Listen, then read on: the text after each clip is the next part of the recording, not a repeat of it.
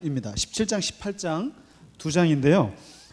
이제 사사기를 이제 종반을 향해서 이제 1시간밖에 안 남았는데 사사기는 다시 한번 말씀드립니다만은 이스라엘의 역사에서 세 번째 시대예요. 그러니까 첫째 민족의 역사입니다. 그러니까 창세기는 아예 개인 역사니까 접어두고 출애굽 광야 시대 역사가 40년이 있었다고 말씀드렸고, 그리고 가나안 정복의 역사가 한 20년 정도 여호수아에 의해서 진행이 됐고, 가나안 이제 여호수아가 죽고 나서 이제 12지파가 이제 역사를 이뤄 나갔던 때가 이게 사사시대입니다.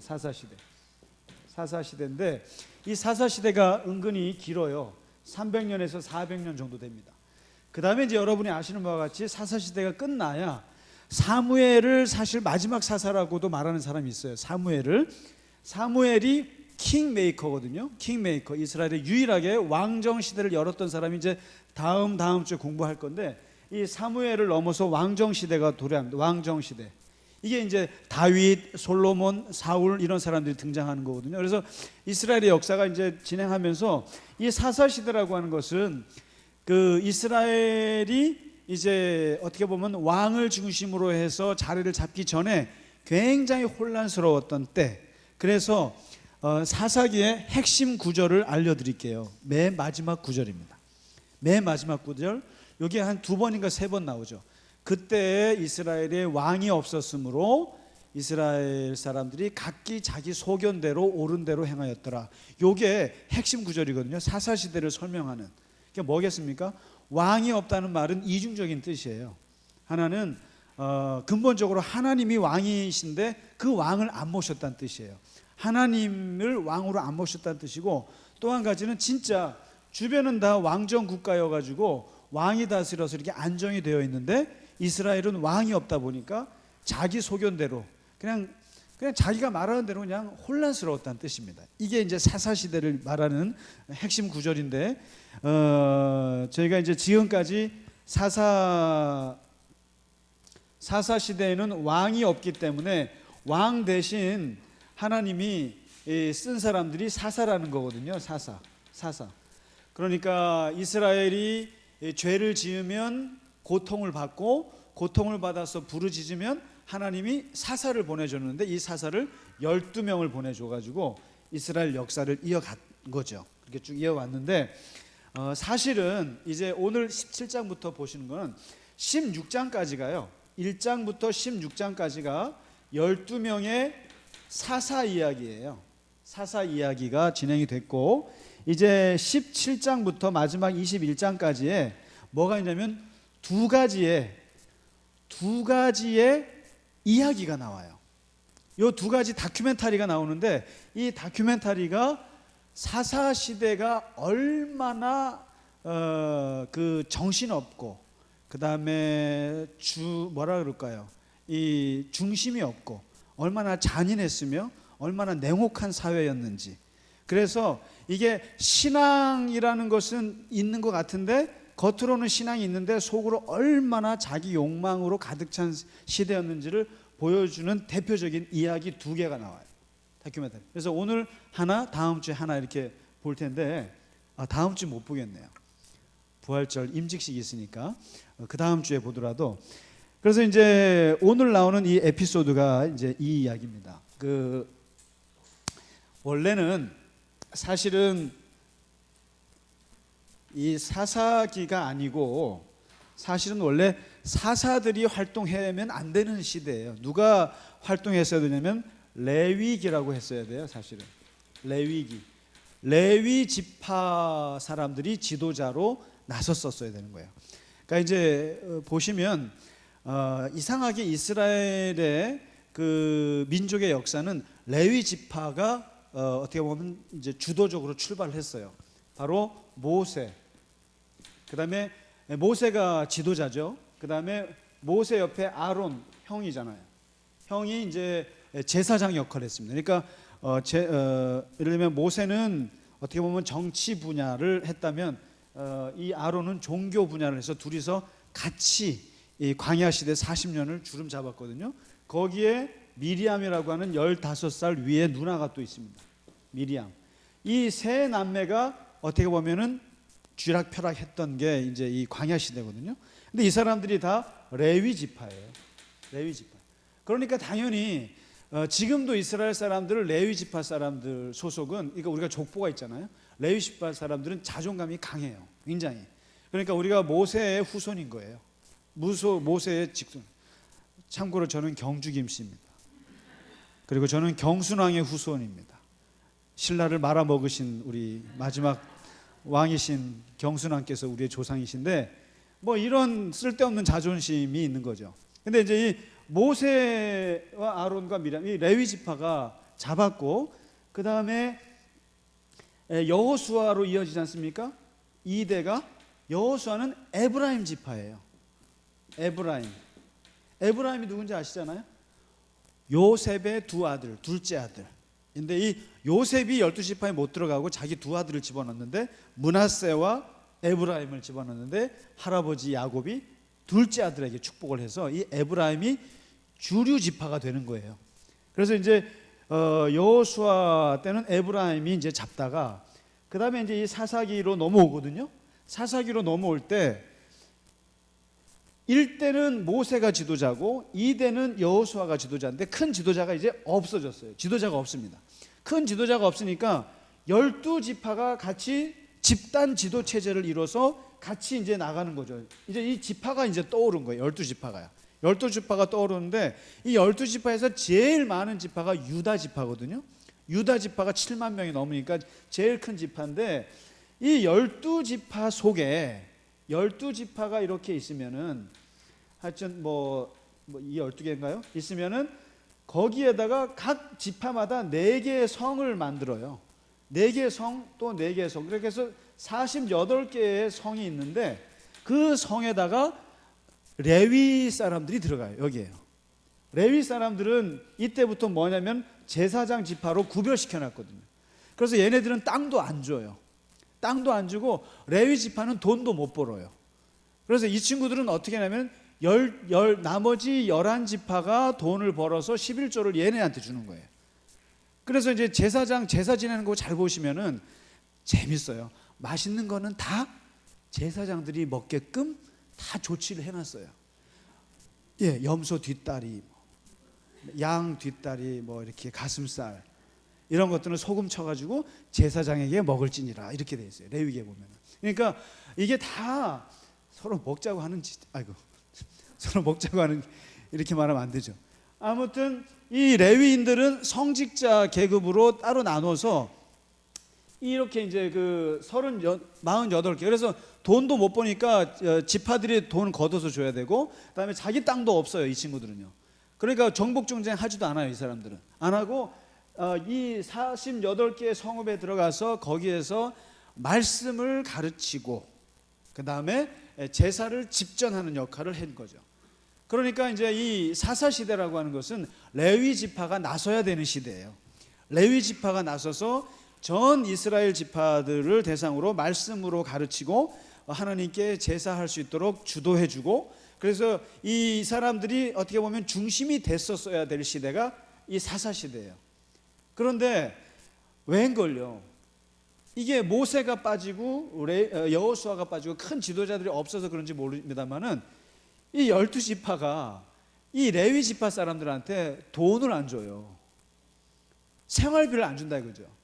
쉽게 말해서 이제 교인들이 목사한테 사례비를 안 주는 거랑 비슷한 네 알아서 네가 투잡을 뛰어, 이런 거죠.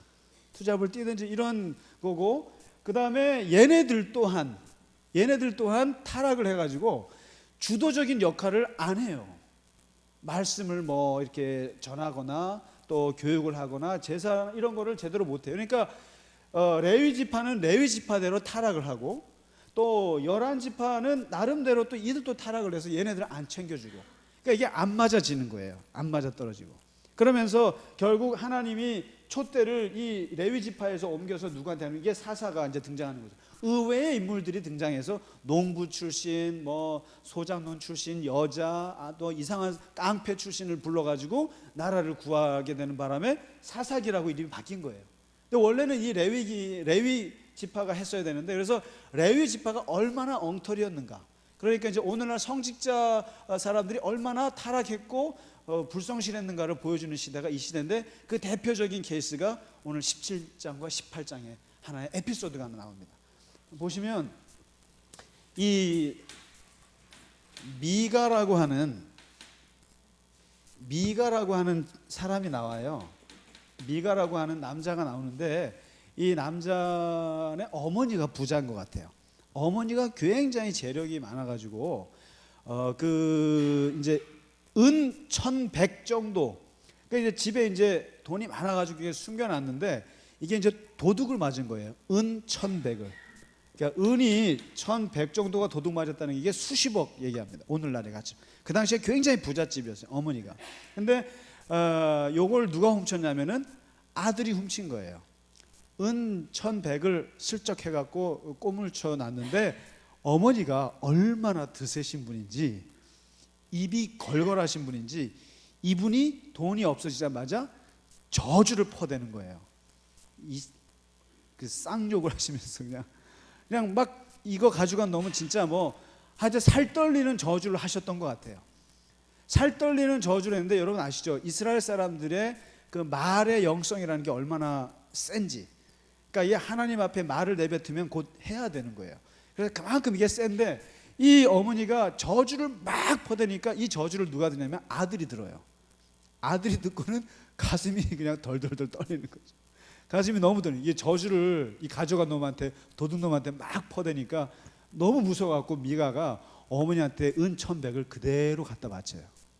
아유, 이거 제가 훔쳤어요 하고 갖다 바치니까, 이때 어머니가 얼굴이 돌변을 합니다.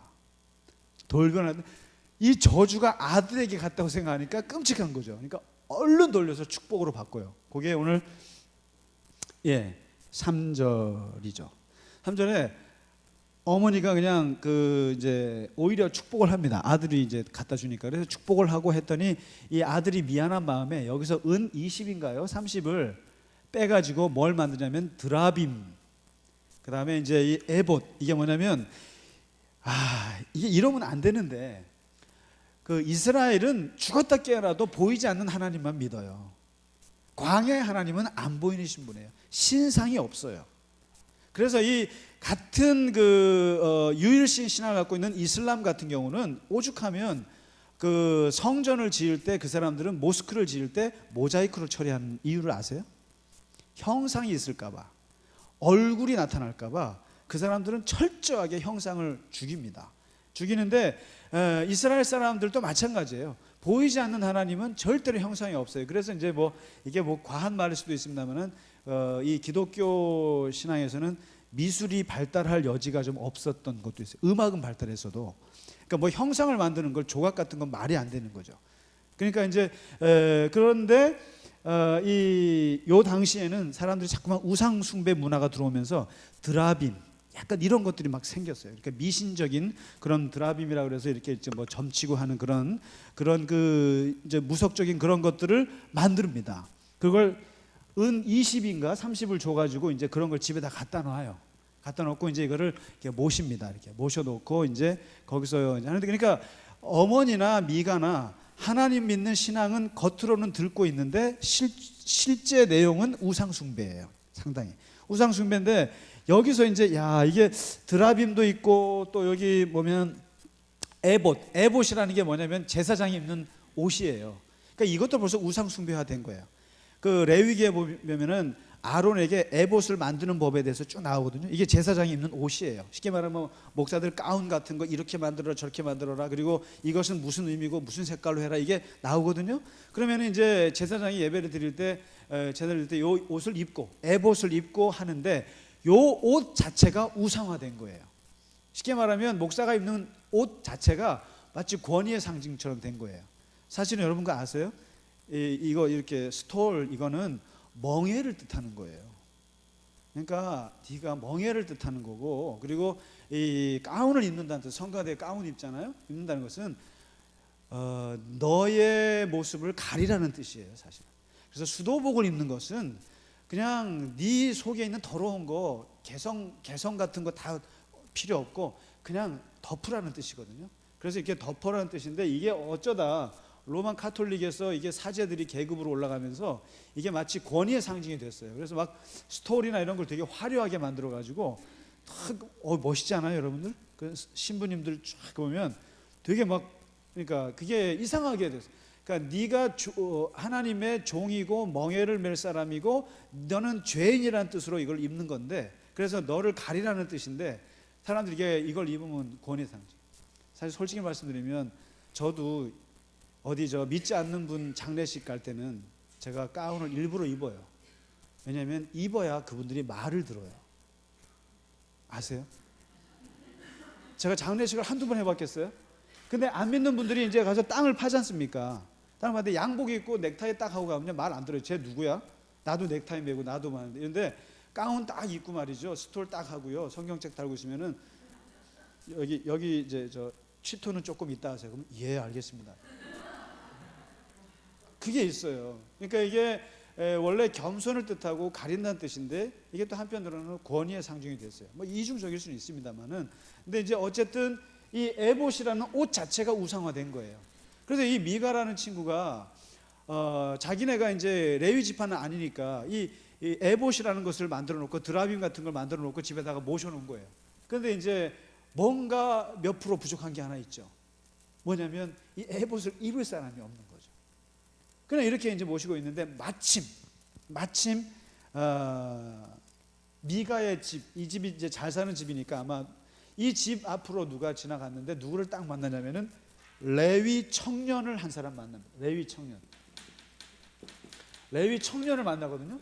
이 레위 청년이 누구냐면 레위 지파 사람인 거예요. 근데 레위 지파 사람인데 레위 지파가 지금 48개의 그 성읍에 들어가 있지 않고 돌아다니는 거예요. 이게 무슨 말이냐면 실직 상태인 거예요. 이 친구가 실직 상태로 어디 가서 섬길 만한 데가 없어요. 없고 그냥 여기저기 떠돌면서 가다가 누구를 만나냐면 미가를 만나요. 이 친구를. 그래서 당신 누구요? 그러니까 나는 레위 지파 사람인데 그러니까 어디로 가고 입니까? 그러니까 뭐 특별히 할 일이 없다고 그랬더니 이 미가가 그냥 손뼉을 치면서 기가 막혀 하는 거죠. 아, 레위 지파면은 제사장 아닙니까? 그래서 이 친구를 스카웃을 해요. 그 즉시. 얼마에? 연봉이 나옵니다. 여기.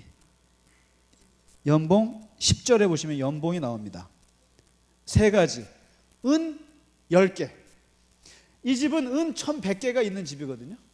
근데 1년 연봉 은 10개. 그 다음에 의복 한 벌. 의복 한 벌 큰 거예요. 그 다음에 아침, 점심, 저녁 식사 쿠폰 제공. 밥은 마음대로 줄게. 밥만 두고 옷 주고 그 다음에 네 생활비로 은 10개 줄게. 야, 어떠세요? 좋은데요. 이거는 이 레위 청년은 지금 실직 상태예요. 굶어 죽게 생겼어요. 자기가. 레위 지파는 뭐예요? 근데 그러니까 이게 뭐냐면 그 당시에 11지파가 이 레위 지파를 안 챙겨주었다는 뜻이에요. 안 챙겨주고 그냥 살든지 말든지 자기네 살기 바쁘니까 이 레위 지파도 말씀을 들고 뭐 제사 어디 할 데도 없고 그러니까 떠돌아다니다가 딱 걸린 거예요. 부잣집 도련님한테 걸려서 그러지 않아도 이 미가와 어머니, 자기 미가 어머니는 하여튼 뭔가 좀 미신적이지만 그런 걸 좀 하고 싶었는데 마침 돈도 있겠다. 레위 지파 제사장이 지나가니까 얘를 딱 스카우트해서 은 10에다가 옷 한 벌에다가 매일 식사 제공을 조건으로 가정 사제로 끌어들입니다. 가정 사제. 쉽게 말하면 저를 장로님 댁에 개인 목사로 부르시는 거예요. 그래서 아침마다 새벽기도 인도해드리고 식사 때 귀찮으니까 제가 기도해드리고 그리고 때가 되면 추모 예배 해드리고 그리고 매일 자식들 축복기도 해주고 또 시간 남은 중보기도 해주고 집에서. 그러니까 그 집을 위해서만 제가 충성을 다해서 장로님을 위해서 축복하는 가정 목사인 거예요.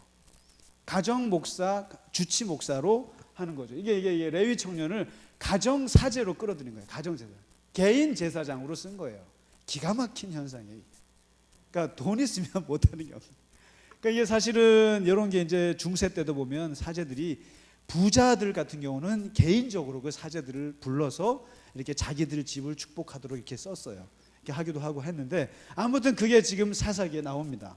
이 사람을 이제 연봉을 그렇게 주고 불렀는데, 그리고는 이제 미가가 그럽니다. 이제 우리 집에 제사장이 들어왔으니까 우리 집은 진짜 이제 복 받았다 하고 이제 떵떵거리고 좋아합니다. 좋아하는데 18장에 넘어가서 무슨 일이냐면 단지파라고 지난주에 했죠. 단지파. 삼손이 단지파잖아요. 근데 이 단지파가 말씀드렸죠. 제일 못난 지파였다고. 그러니까 이 다들 열심히 나가서 여호수아가 분배해 준 땅을 전쟁하면서 싸우는데 유일하게 끝까지 싸우지 못하고 땅을 못 차지한 게 단지파예요. 그러니까 여기저기 돌아다니면서 그냥 집시들처럼 그냥 이러고 앉아 있는 거예요. 뭐 하나 싸우지도 못하고, 그리고 뭐 정복도 못하고 땅도 정복하지 못하고 이러고 있을 때에 이제 마침 이 단지파도 어차피 이제 땅을 해야 되니까 정탐꾼을 보낸 거예요. 정탐꾼을 보내서 스파이를 보내서 이제 쭉 정탐하는데 어디를 가게 되냐? 마침 미가의 집에서 자게 됩니다. 미가 집에서 이제 자게 되는데 떡하니 하루 자는데 젊은 애가 있어요. 그래서 야, 너 누구냐? 그랬더니 내가 이 집 제사장이다. 그러니까, 아 그래? 너 무슨 지파인데? 레위 지파다. 그래? 그러니까 이거예요. 그러니까 자기들이 레위 지파한테 해주는 건 없으면서 레위 지파라고 하면 일단은 하고 봐요. 그리고 레위 지파를 무시 못해요. 제사장이니까. 그러면서 그래? 그러면서 오늘 우리가 전쟁을 할 건데, 우리가 땅을 전쟁해야 되는데 어떻게 될지 한번 점점 쳐줄래? 이런 거죠. 우리를 한번 축복해 줄래? 이렇게 합니다. 그러니까 오늘 6절에 보실래요? 6절에 보면 이 제사장 청년이 샬롬 합니다. 아무 생각 없이 평안히 가라. 너희가 가는 길은 여호와께서 함께 하실 거다 하고 그냥 평소에 배운 아론의 축복대로 그냥 한 거예요. 그냥 뭐 목사 한 수 받기 위해서 열심히 배운 것들 그냥 무심하게 얘기한 거예요. 그런데 이게 이 단사람 스파이들한테는 무심한 게 아니에요. 너무 기분이 좋은 거예요. 그러니까 정말 그런 것 같아요. 그러니까 이렇게 그냥 축복한 건데 무심하게. 근데 받는 입장에서는 굉장히 좋은 거예요. 그래가지고 이제 이 정탐꾼들이 돌아가서 600명의 군사들이 있습니다. 600명의 이제 군사들이 이제 준비하고 있는데 여기에 가서 우리가 미가의 집에 갔는데 거기에서 그 제사장 하나를 만났다. 그런데 이제 우리가 일단 미가의 집에 가서 이제 거기서 하룻밤 자고 이제 전쟁을 하러 갑시다 하고 이제 그렇게 일정을 짰어요. 짜서 600명이 딱 미가의 집에 딱 도착해가지고 미가가 마침 집에 없었는데 거기에서 이 레위 청년이 있는 자리에서 그 집에 있는 물건을 약탈을 해요. 600명의 군사들이 뭘 하냐면은 그 드라빔과 에봇을 꺼내옵니다. 그리고는 뭐라고 하냐면 이 레위 청년한테 스카웃 제안을 해요. 그러면 야, 너 여기서 얼마 받니? 그랬더니 은 10개에다가 저기 뭐 옷 한 벌에다가 매일 식사 쿠폰 나오는데요. 그랬더니 그래? 야, 임마 사나이가 한번 태어났으면 임마 꿈을 키워야지. 그 기껏해야 네가 그 제사장으로 있으면서 그 개인 가정집 사전하고 앉아 있어? 야, 그래도 우리가 좀 못났지만 우리가 12지파 중에 한 지파야. 지파의 제사장으로 스카웃 할게. 지파에. 그러니까 그런 거죠. 뭐 제 사람 교회에서 저 온누리 교회를 불러줄게. 온누리 교회를 갈래? 그럼 저 어떻게 할 것 같으세요? 저 여의도 순복음 교회로 야, 너 여기서 연봉 얼마 받니? 이런 거죠. 목사들한테 내가 미국 저 나성 영락교회로 내가 너 해줄게. 야, 그래도 큰 물에서 놀아야지. 어디 뭐 이런 식이에요. 그런 식으로 이제 그 청빙을 하는 거예요. 단지파가 이 사람을 청빙을 해서 그러니까 뭐 선택할 여지가 없어요. 이 친구 보실래요? 20절에 좀 생각 좀 해보겠습니다. 이래야 될 거 아닙니까? 사람이 좀 기도하고 결정할게요. 그랬는데 기뻐하며 마음에 기뻐하여 에봇과 드라빔과 새긴 우상을 쌍그리 받아가지고 어떻게 해요? 그 백성들 가운데 들어가니라. 할렐루야. 어디에 내가 개인 목사야. 그냥 지파에서 지파를 대표하는 제사장으로 가야지. 그냥 아무런 갈등 없이 갑니다.